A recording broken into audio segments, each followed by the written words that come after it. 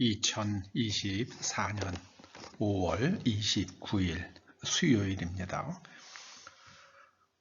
오늘 하나님께서 우리들에게 깊이 생각하라 그리고 실천하라 주시는 말씀은 시편 138편입니다.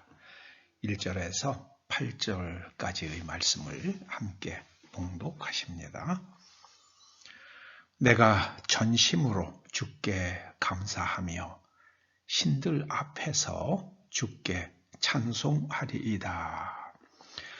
내가 주의 성전을 향하여 예배하며 주의 인자하심과 성실하심으로 말미암아 주의 이름에 감사하오리니 이는 주께서 주의 말씀을 주의 모든 이름보다 높게 하셨습니다. 내가 간구하는 날에 주께서 응답하시고 내 영혼에 힘을 주어 나를 강하게 하셨나이다. 여호와여, 세상의 모든 왕들이 주께 감사할 것은 그들이 주의 입의 말씀을 들음이오며 그들이 여호와의 도를 노래할 것은 여호와의 영광이 크심이니이다. 여호와께서는 높이 계셔도 낮은 자를 굽어 살피시며 멀리서도 교만한 자를 아심이니이다. 내가 환난 중에 다닐지라도 주께서 나를 살아나게 하시고 주의 손을 펴사 내 원수들의 분노를 막으시며 주의 오른손이 나를 구원하시리이다. 여호와께서 나를 위하여 보상해 주시리이다. 여호와여, 주의 인자하심이 영원하오니 주의 손으로 지으신 것을 버리지 마옵소서. 아멘. 복받는 마음의 태도, 복받는 마음의 태도, 혹은 하나님께서 우리들에게 가지라 말씀하시는 마음의 태도, 두 가지는 감사와 찬양입니다. 감사와 찬양. 감사는 깨달음에서 옵니다. 무엇인가를 받고 감사하지 않을 사람이 없죠. 근데 이 성경에서 말하는 감사는 깨달음에서 오는 감사입니다. 그리고 찬양은 그 가치를 입으로 말하는 거죠.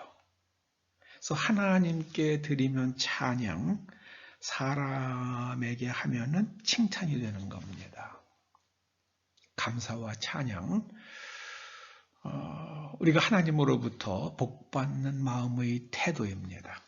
한번 실천해 보시기 바랍니다. 효과가 즉각적으로 나타나기 시작을 합니다. 1절에서 신들 앞에서 주께 찬송하리이다 이렇게 시인이 노래하는데요. 여기서 신들로 번역된 히브리 말이 엘로힘입니다. 엘로힘. 엘로힘은 창세기에서 하나님으로 번역되죠. 이것은 엘로하의 복수형인데요. 이 고대 사람들은 극존칭을 나타낼 때에 복수형으로 썼습니다. 그래서 엘로힘은 하나님을 가리키는 하나님을 극존칭으로, 하나님을 향한 극존칭의 호칭입니다. 그래서 이것을 신들로 번역하기보다는 지존하신, 가장 존귀하신, 지존하신 하나님 앞에서 주께 찬송하리이다. 내가 나의 주인이신 하나님께 찬송합니다. 이제 그렇게 번역을 하면 더 좋지 않을까 이렇게 생각됩니다. 신약에 오면 고린도전서 14장에서 방언의 내용에 대해서 이렇게 슬쩍 말씀해 주시는 부분이 있죠. 고린도전서 14장 15절에 보면은요, 내가 영으로 찬송하고 17절에 보면은요, 너는 감사를 잘하였으나, 이게 전부 다 방언의 기도 내용, 방언 기도 내용을 영으로 찬송하는 것과 하나님께 드리는 감사, 이렇게 표현합니다. 사람이 너무나 하나님께 감사드리지 않고 또 하나님을 찬송하지도 않으니까 성령께서 우리 마음에 오시게 되면 우리의 발성기관을 장악하셔서 하나님만 아시는 언어로 하나님께 감사와 찬양을 드리도록 우리의 발성기관을 사용하셔서 하나님께 드리는 기도가 바로 방언 기도입니다. 여러분, 우리가 마음으로 기도하고 마음으로 감사하고 마음으로 찬송하시기를 주의 이름으로 축원합니다. 방언으로도 찬송하고 방언으로도 감사하고요. 사도 바울이 그러셨잖아요. 2절에 보면은요, 예배는 하나님께 무릎 꿇는 행위입니다.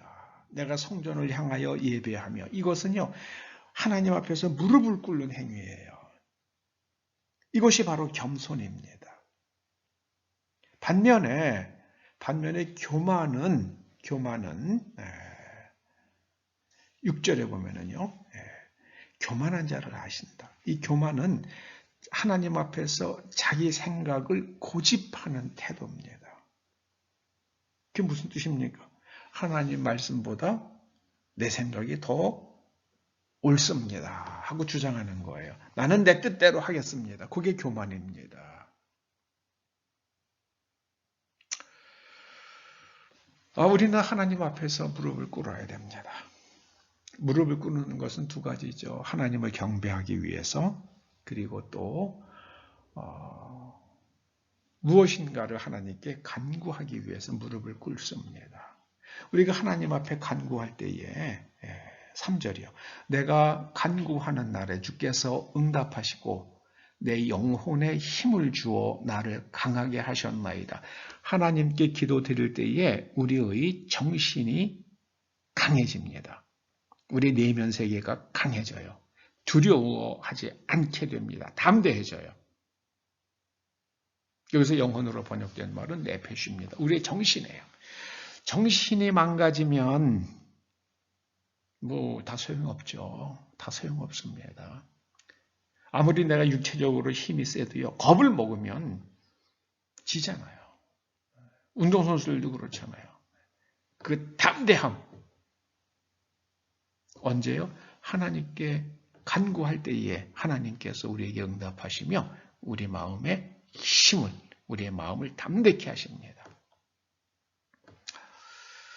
그리고요, 하나님의 도는 하나님께서 이리 가라 저리 가라 하시는 거죠. 이렇게 하라 저렇게 하라. 그 다음에 이건 way of life. 그렇게 또 삶의 방도로 얘기할 수도 있겠죠. 하나님의 하나님께서 우리에게 살라 하시는 그 말씀의 내용들을 우리가 노래할 것은 여호와의 영광이 크심이니이다. 이게 무슨 뜻입니까? 하나님께서 우리에게 살라 하시는 대로 우리가 살아갈 때에 우리의 삶 속에 하나님의 영광이 나타난다는 겁니다. 이 영광은요, 하나님만 하실 수 있는 일이 나타날 때에 그것을 가리키는 성경적 용어가 여호와의 영광이에요. 우리가 하나님께서 하라고 하시는 대로 하면은 하나님의 영광이 나타납니다. 홍해를 건널 때 그랬잖아요. 하나님께서 모세에게 이제 그 홍해길을 건너 홍해길을 가면은 이제 거기서 시나이 반도 끝에 에시온 개별 바로 남쪽으로 이르게 되는데요. 거기에서 가나안 땅으로 가려 그러면은 왕의 대로로 타고 올라가야 돼요. 그 북쪽으로 가야 되는데 하나님께서는 남쪽으로 내려가라고 그러십니다. 그 남쪽으로 내려갔더니 앞에는 홍해바다고 뒤에서는 이제 시나이 반도 그 사막지인데 그 애국 군대가 오잖아요. 그때 애국 군대의 그 바로가 그렇게 얘기하잖아요. 저들이 이제 광야에 갇혔다. 근데 하나님께서 모세에게 잠잠하라 그러시면서요. 바다를 향하여 손을 뻗으라고 그러시죠. 근데 모세가 바다 위로 손을 뻗으라고 그러셨어요. 바다를 향하여가 아니라 바다 위로. 그러려고 그러면은 모세가 물속에 들어가야 되죠. 그래서 뭐 홀이나 아니면은 이쯤에 물 차는 대로 모세가 들어갔을 겁니다. 그리고 손을 뻗었습니다. 바다 위로요. 그랬더니 동풍이 불었어요. 그때부터 바람이 불기 시작을 합니다. 그러면서 바다가 갈라졌고요. 그리고 그 바람에 의해서 아마 바닥까지 다 건조되면서 딱딱한 땅을 밟고 지나갔습니다. 그 밑에가 질퍽질퍽하면 건너갈 수가 없잖아요. 그럼 완전히 뻘이 굳으니까 이게 완전히 아스팔트 길처럼 돼가지고 잘 건너갈 수 있었을 것으로 생각이 됩니다. 이게 바로요 하나님의 도예요. 하나님께서 하라고 하시는 대로 우리가 생각하고 행동하면은 그러면 하나님만 하실 수 있는 일들이 일어납니다. 근데 우리는 우리 생각을 따라가요. 교만해요, 하나님 앞에서. 그래서 우리가 안 해도 되는 고생을 합니다. 하나님께서는 우리에게 진실하라고 그러시잖아요. 근데 우리 자꾸만 거짓을 따라가요. 그 거짓을 분별하려고 그러질 않아요. 하나님께서 선악을 알게 하는 나무 열매를 먹지 말라 그러셨어요. 선악을 알게, 그거 뭐 안 먹어야죠. 그런데 뱀의 말을 듣고 저거 먹어도 안 죽어. 그러고 먹잖아요. 그게 인간입니다. 여러분, 하나님께서 하라고 하시는 대로 그렇게 즐거이 행하시기를 주의 이름으로 축원합니다. 그러면은 하나님만 하실 수 있는 일들이 여러분의 삶 속에 여러분의 자녀들 앞날에 일어날 줄로 믿습니다.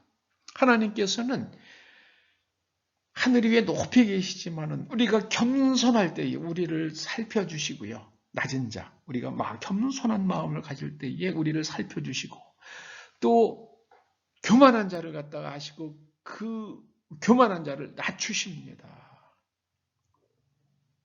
우리가 살다 보면 어려움을 만나잖아요. 그래도 하나님께서 우리를 거기서 살아나게 하십니다. 이게 바로 구원이죠. 이게 구원입니다. 우리를 어려움 가운데서 내 스스로의 힘으로 빠져나올 수 없는 자리에서 나를 건져주시는 게 구원입니다. 우리가 환난 중에 다닐지라도 주의 오른손이 나를 구원하십니다. 그런 구원을 경험하시기를 주의 이름으로 축원합니다. 8절에 시인이 말합니다. 여호와께서 나를 위하여 보상해 주시리이다. 하나님께서는 반드시 보상해 주십니다. 룻이 그 시어머니 나오미를 따라가잖아요. 근데 이미 남편은 죽었잖아요. 그러니까 그 시어머니의 고향, 자기의 죽은 남편의 고향에 돌아가도 나오미를 반겨줄 사람도 없잖아요. 유대인들이, 이스라엘 사람들이 모압 사람들을 갖다가 천히 여기잖아요. 그런데도 하나님, 어머님의 하나님이 나의 하나님이십니다. 그러면서 끝까지 사실은 나오미를 붙든 게 아니라 끝까지 하나님을 붙들고 룻이 베들레헴으로 가죠. 거기에서 보아스의 총애를 받게 되고 나중에 다윗의 조상이 되잖아요. 룻이. 그래서 끝까지 하나님을 선택하고 하나님을 붙들었던 룻으로 하여금 다윗의 조상이 되게 하시고 그리고 그 가지에서 그 자손에서 예수 그리스도께서 오십니다. 이것이 하나님의 보상이죠. 하나님을 끝까지 붙들고 아무도 자신을 환영해 주지 않는 그 땅으로 갔던 룻에 대한 하나님의 보상입니다. 하나님의 인자하심. 이것은요, 하나님의 약속 안에서 우리에게 베풀어 주시는 사랑이에요. 헤세드요. 그래서 하나님의 헤세드가 영원하오니 주의 손으로 지으신 이 몸을 나를 버리지 마옵소서. 하나님께서 말씀하신 대로 살면 하나님의 영광이 나타납니다. 이거는요, 하나님께서 말씀하시는 대로 교회 나오는 것도, 주일날 출석하는 것도 포함하지만 더 깊은 것은요, 하나님을 향한 감사와 찬양입니다. 깨달음에서 오는 감사와 찬양입니다. 깨달음에서 오는 감사와 찬양입니다. 제가 어제 날씨가 너무 좋길래요, 그 다산 생태공원이라고 그런 데가 여기서 우리 교회에서 멀지 않은 곳에 한 10km 정도나 15km 정도 될 것 같아요. 거기를 다녀왔는데요. 그 한강변에 그 물이 굉장히 얕은 그 물가 보니까는요. 제 그냥 한 60cm 정도 되는 큰 고기들이 막 꿈틀꿈틀 그 낮은 물에서요. 그러더라고요. 그 고기가 고기 엄청 많더라고요. 한강 그 넓은 그 강에 그 물이 있는데 그 강을 바라보면서 거기서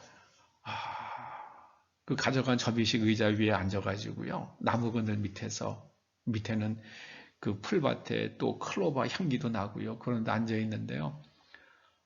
제가 마치 천국에 와 있는 것 같더라고요. 제가 한번 상상해 봤어요.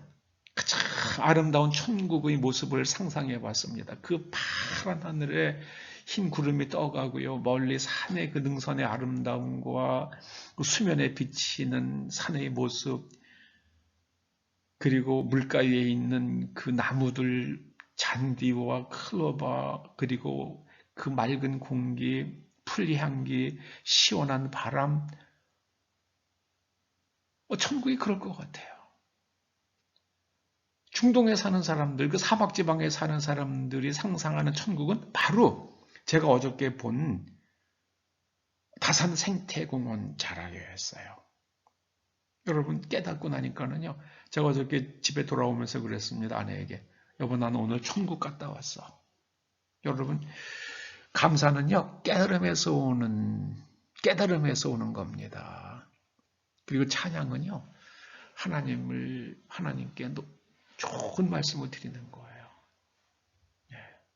아무쪼록 이 복받는 마음의 태도가 감사와 찬양이라는 것을 기억하시고요. 하나님의 말씀대로 살면 하나님만 하실 수 있는 일들이 일어난다고 오늘 하나님께서 우리들에게 말씀해 주십니다. 복 많이 받으시기를 주의 이름으로 축원합니다. 기도하시죠. 할렐루야. 주님, 우리의 일평생, 우리의 남은 생에 감사와 찬양이 우리의 입술에 그치지 않도록 은혜 내려주시고 하나님의 말씀대로 살아서 우리의 삶 속에 하나님만 하실 수 있는 놀라운 일들이 일어나게 하여 주시옵소서. 이 민족과 이 나라를 하나님의 거룩한 백성들, 거룩한 땅으로 만들어 주시옵소서. 예수님의 이름으로 기도드립니다. 아멘.